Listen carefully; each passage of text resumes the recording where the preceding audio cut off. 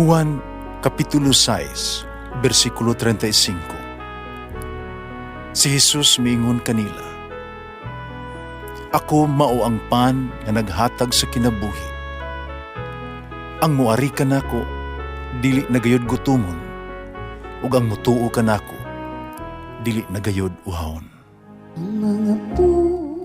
Pan sa kinabuhi.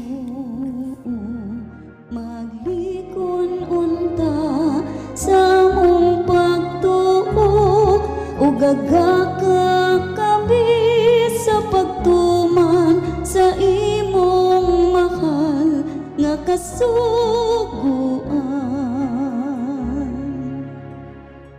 Ang ginuman na kaninyo, ang Santos nga Ebanghelyo sumala ni San Lucas.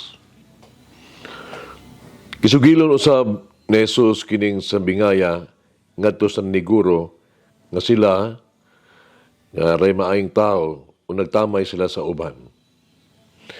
May duha ka tawo nga nangadto sa templo aron pag-ampo.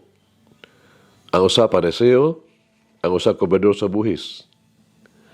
Ang Pariseo naglain pagtindog o nag-ampo.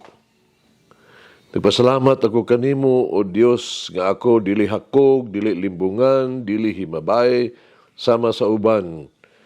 Pasalamat ko kanimo, kadili ako sama ni anang kobrador sa buhis. Nagpuasa ako duha ka adlaw matag semana. Naghatag ako kanimo kapulo sa tanan kong abot. Apan ang kobrador sa buhis nga nagtindog sa layo, dili gani si muyahat ngadto sa langit.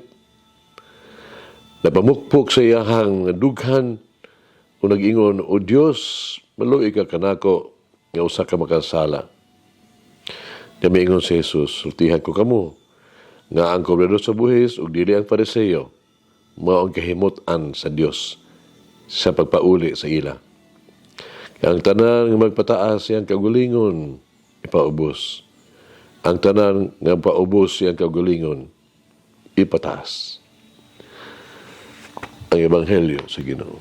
Pasalamati ang Ginoo kay siya maayo, ang iyang gugma mulungtad hangtod sa kahangturan.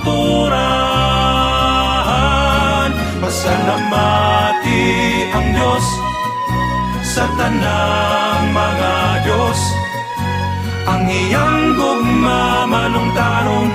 Pasalamati ang Ginoo sa mga Ginoo, ang iyang gugma balungtaron.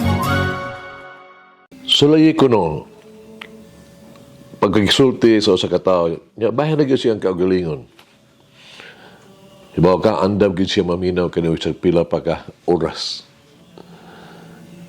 Kitungod kay adunay mga tao nga believe kay silang kaugalingon. Kay mo silang ulug-ulugan, mas ganahan sila ni ini. Apag conceited ba, believe sa kaugalingon ba? May usa ka sakit nga sa tawa nga murag wala ganahan. Gawas kaniya nga believe siyang kaugalingon. Hinundom ko sa usa ka tawo nga nag-ingon, "Ayo ako hangyua sa pag-angkon sa ko ang kasaypanan. Wala gyud ko masayop. Adunay usa lamang kasayop noon nga ako ang nahimo sa akong kinabuhi nga kaniadto ang gihunahuna nga nasayop ako mahitungod sa kabutang. Pero di ay husto lang gihapon ako. Wala gihapon ko masayop." Sa pagkatinuod ang mga tao nga daw nag-awit daig silang kaugalingon. Kinahanglan nga sila ang makaamgo sa ilang pagkayabag ug tuno. Ang makatuon nato ni the moral of the story mao, kung gusto nimo nga ang ubang mga tao musulti og maayo bahin kanimo, di kaya ang pagsulti og maayo bahin sa imong kaugalingon sa tanang panahon. Hinunupod ko nga naay pinultion nga miingon, kung adunay duha lamang kaya matarong nga tao sa kalibutan, ang akong anak ug ako kining duha, mora. Kung ako usa lamang ako na kana mo'y tarong. Duli daghang mga pamaagi sa pag classify no sa mga tao no. Depende sa pamatasan nga atong gigamit aron pag-ila nila. Edad, edukasyon, relihiyon, uman pa. Ang mas lawom nga paagi sa pag-ila sa mga tao mao ang papangita kung giunsa nila paglantaw ang ilang kaugalingon, ang uban ug ang Dios. Kining pagiha nga pagtan-aw magbahin sa katawhan ngadto sa duha ka lamang kasukaranan o two categories. Ang mapetason, ang mapaubsanon. Ang sabi nga si Pariseo, usa ka sa buhis, nagpadayag sa usa ka, ning kamaturan na. Ang pagkagamay nga utok mao ang tao nga naputos sa iyang kaugalingon. Mag-ampo kita. Ayuma ang Diyos, nining panahon sa Kwarisma, tabangi ako, nga ipunting ang ako ang mga mata sa imong anak, si Jesus. Ug bukas ang ako ang makasing-kasing sa pagsunod sa iyang plag-ingnan, ehemplo. Tabangi ako nga mutubo, mas lig-on pinagi sa pagkat-on, sa pag-ingon, dili sa among mga sala, sa akong mga sala, o sa akong mga kapakihasan. Tabangi ako sa paggahin, ug dugang panahon, sa pag-ampo, pag-igsulti, o pagpaminaw kanimo. Tabangi ako nga makita ang mga panginahanglan sa uban, ug ipaambit ko kung unsa ang anaa kanako ngadto sa mga kabus, gigutom, o walay puloy-anan. Ipayo ako kini mo, pinaagi ni Kristo, na akong Ginoo. Amen. Mo Mary, change my heart so I may worship the Lord in humility and truth. Malangin ang Diyos magagahom sa tanan, Amahan ng Espiritu Santo. Amen.